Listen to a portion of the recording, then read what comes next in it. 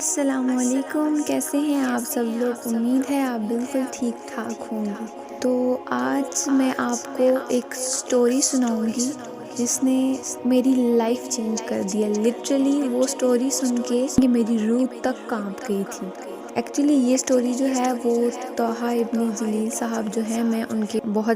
کے بیان سنتی ہوں، مجھے بہت اچھے لگتے ہیں ان کے بیان۔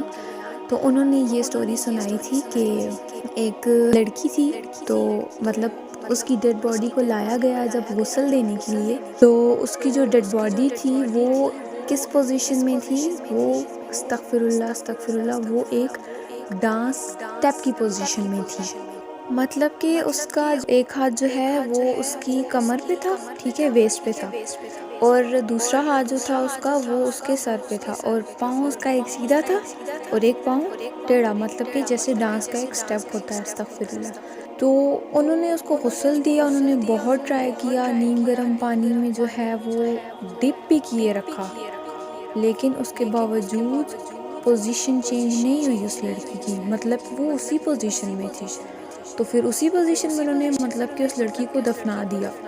لیکن انہوں نے بعد میں دریافت کیا کہ ایسا کیوں ہوا ہے نا۔ تو اس لڑکی کی جو والدہ تھی، انہوں نے پھر جو ہے وہ بتایا ہے کہ ان کی جو بیٹی تھی اس کو بہت زیادہ شوق تھا گانے وغیرہ سننے کا، ناچنے کا، ٹھیک ہے، صبح و شام دن رات وہ گانے سنتی تھی۔ تو ایک شادی تھی، وہاں پہ گئے ہیں تو سب نے بولا کہ یہ لڑکی بہت اچھا ڈانس کرتی ہے، تو سب نے فرمائش کی کہ یہ ڈانس کرے۔ تو جب وہ سٹیج پہ گئی لڑکی، تو اس نے جیسے ہی ڈانس سٹارٹ کیا، مطلب کہ اس نے ایک ہاتھ رکھا جو ہے وہ اپنی ویسٹ کے اوپر، کمر کے اوپر، ایک ہاتھ رکھا اپنے سر کے اوپر، اور ایک پاؤں سیدھا اور ایک پاؤں تھوڑا سا ٹیڑھا کیا۔ جیسے ہی ڈانس کرنا سٹارٹ کیا، مطلب یہ سٹیپ کر کے جب گھومی، وہ سرکل میں وہ لڑکی گھومی، تو ایک دم سے وہ بے ہوش ہو کے ادھر ہی گر گئی۔ انہوں نے بہت کوشش کی، پانی ڈالا، سب کچھ کیا، وہ ہوش میں نہیں آئی اور ان کی وہیں پہ ڈیتھ ہو گئی۔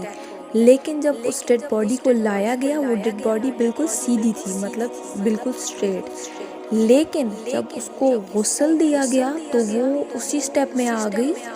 جس میں جو سٹیپ وہ کر رہی تھی، اور گر کے وہ بے ہوش ہوئی، وہ اسی سٹیپ میں آ گئی تھی، اور پھر اسی پوزیشن میں ہی اس لڑکی کو دفنایا گیا۔ تو جب میں نے یہ سٹوری سنی تو میں آپ کو پرسنلی جو ہے وہ اپنا بتاؤں تو مجھے بھی استغفر اللہ،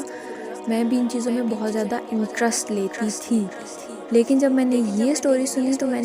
پھر میرے مائنڈ میں یہ بات آئی کہ انسان کی زندگی کا تو کوئی بھروسہ نہیں ہے، ٹھیک ہے، مطلب ہمیں اگلے پل کا نہیں پتا کہ ہم زندہ ہوں گے، ہمیں اگلی سانس آئے گی یا نہیں آئے گی۔ تو استغفر اللہ، بندہ کوئی گانے سن رہا ہوتا ہے، سانگ سن رہا ہے جی، ہینڈز فری اس کو لگے ہوئے ہیں، وہیں پہ استغفر اللہ اس کو موت آ جائے تو اس انسان کا تو ہو گیا، اگلا جو ہے جہان خراب ہو گیا۔ اگر کوئی ڈانس کر رہا ہے جیسے اس لڑکی کے ساتھ ہوا، فار ایگزامپل آج کل ایسا ہوتا ہے کہ گاڑیاں لوگ چلا رہے ہوتے ہیں، بیچ میں جو ہے وہ ووفرز لگے ہوئے ہوتے ہیں، اونچے اونچے گانے لگے ہوئے ہوتے ہیں، اللہ نہ کرے، گاڑیوں کو ایکسیڈنٹس بھی بہت ہوتے ہیں، تو بندے کی آخرت تو ہو گئی خراب۔ یہ ایک سٹوری تھی جس سے میں نے تو، اللہ پاک میرے پچھلے گناہ معاف کریں، لیکن آگے کی زندگی کے لیے میں نے توبہ کر لی ہے ان سب چیزوں سے۔ تو یہ سٹوری بیان کرنے کا مقصد خالی یہ تھا، کسی جیسے